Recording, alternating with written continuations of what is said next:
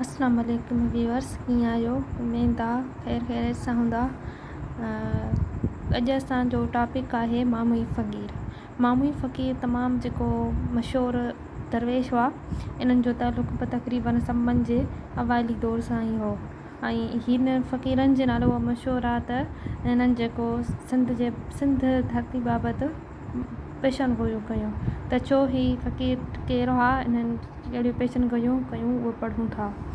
मामूई फ़क़ीरनि जे नाले इहो मशहूरु हो त ही 7 दरवेश फ़क़ीर हुआ ऐं हिननि जा कुझु दिलचस्प बैत सिंधी शाइरी में तमामु घणा मशहूरु आहिनि। जॾहिं त सिंध जी तारीख़ जे हवाले सां हिननि जो को बि तफ़सीली ज़िक्र कोन थो मिले। ठीकु आहे। मामूई फ़क़ीरनि जे हवाले सां हिकु दिलचस्प वाक़ियो पिणु मशहूरु आहे।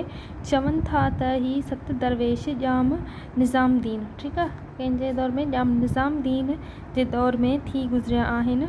हिननि उहा ॻाल्हि कई त ठठे में ज़ेर ज़मीन हिकु नांग आहे, उन जो मथो हिते ऐं पुछ दिल्ली में आहे ऐं असां कुंदरी जी चोंब सां उनखे पकिड़े छॾियो आहे।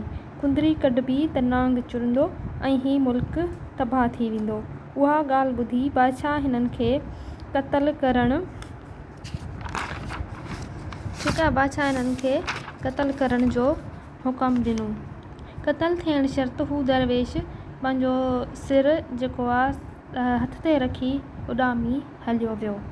हाणे इहो जेको आहे इहा को फिक्शन ॻाल्हि बि थी सघे थी, इहा हक़ीक़त कान्हे त लाज़मी कोन्हे इहो हुजे, इहो लाज़मी ईअं बि आहे, इहो जेको आहे न फिक्शन ई हूंदो, किसो हक़ीक़त में इन सां को तालुक़ कोन हूंदो। ऐं जॾहिं त आलिमन डॉक्टर नबी बख़्श ख़ान बलोच वारनि बि इहा ॻाल्हि कई आहे त इन जो तारीख़ में को ज़िक्र कोन थो मिले, तॾहिं बि इहे जेको वाक़ियो मशहूरु आहे मामूई फ़क़ीरनि जे हवाले सां, उहो जेको आहे मशहूरु आहिनि।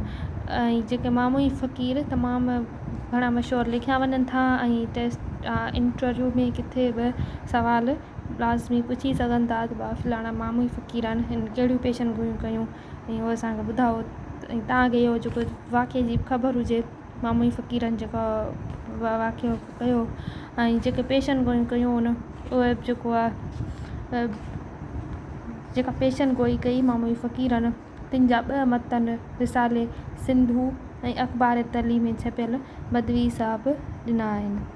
त उहे उन्हनि मां बैत पाण ॾिसूं था जेके मामूई फ़क़ीरनि पेशन गोई में चया हुआ। उहो कुल 7 आहिनि, पर मूं हिते सिर्फ़ु नमूने तौरु ॾिना आहिनि। पहिरियों आहे हाक वेंदो हाकड़ो भॼंदी बंध अरोड़ बेह मच्छी ऐं लोड़ समें वेंदा सोखड़ी। हिन में बेह जेको आहे इहो हिकु ॿोड़ जो क़िस्म आहे, भाॼी जो क़िस्म आहे। ठीकु आहे। जेको कमल जो गुल थींदो आहे उनमें कुझु हूंदा आहिनि, मतिलबु कमल जे गुल में हेठां कुझु हूंदा आहिनि नंढा नंढा ज़रा, जंहिंखे बेह चइबो आहे, उन मां ॿोड़ थींदो आहे। वसे वसे आर जॾहिं वञे फिटंदो तॾहिं ॿारो चणो ॿार पंजे दर में विकबो। इहे कुझु पेशन गोइयूं हुयूं जेके मामूई फ़क़ीरनि कयूं सिंध बाबति। आमतौरु हिननि बैतनि खे पेशन गोइयूं चयो वञे थो। डॉक्टर नबी बख़्श ख़ान बलोच जे ख़्याल मुताबिक़ ही बैत ज़बान ऐं हैत जे लिहाज़ खां पोएं दौर जा लॻनि था। ॿियो त ही बैत मामूइन जी अॻकथी न आहे, बल्कि सम्मन जे अवाइली उरूज वक़्तु सूमरनि जी ख़ैर ख़्वाहनि तरफ़ां अॻियूं हालतूं मोटण जूं तमन्नाऊं आहिनि। ठीकु आहे। पोइ हाणे इन बाबति असांखे जेके न मुख़्तलिफ़ जेके मिलनि था ख़्याल, त के चवंदा इहे बैत मामूइन जा आहिनि, के चवंदा कोन्हनि, पर बहरहाल असांखे इहे जेके मिलनि था में सिंधी जेको आहे मामूइन बैतनि जे हवाले सां, त पोइ असांखे कुझु ज़रूरु थोरी घणी ख़बर हुअणु खपे। इहे 2 बैत बि असांखे यादि हुअणु खपनि ऐं ॿी ॻाल्हि त असांखे कुझु उन्हनि जे वाक़िए जी बि ख़बर हुअणु खपे। उमेद आहे सम्झी विया हूंदा अॼु मामूई फ़क़ीरनि खे।